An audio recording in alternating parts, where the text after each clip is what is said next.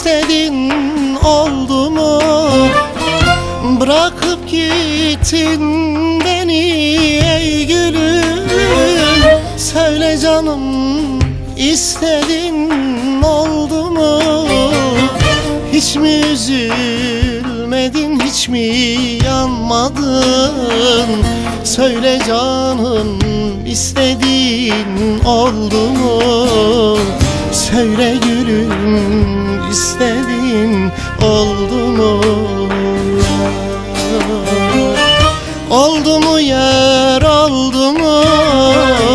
Gönlün huzur buldu mu?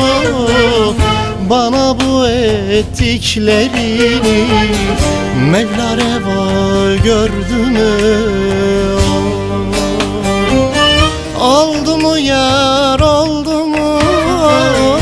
Gönlün huzur buldu mu? Bana bu ettiklerini Mevla reva gördü mü?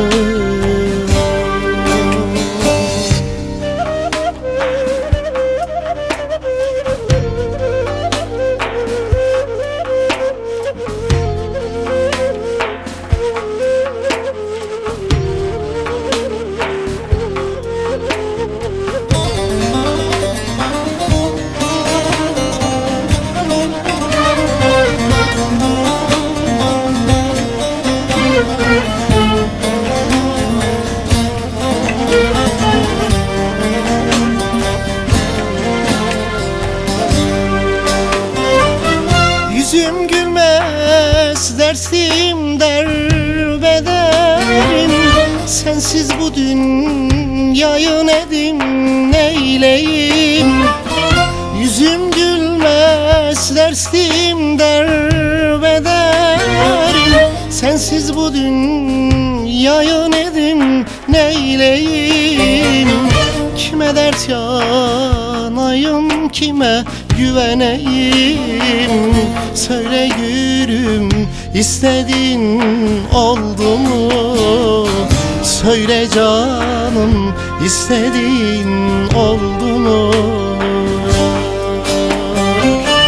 Oldu mu yar, oldu mu? Gönlün huzur buldu mu?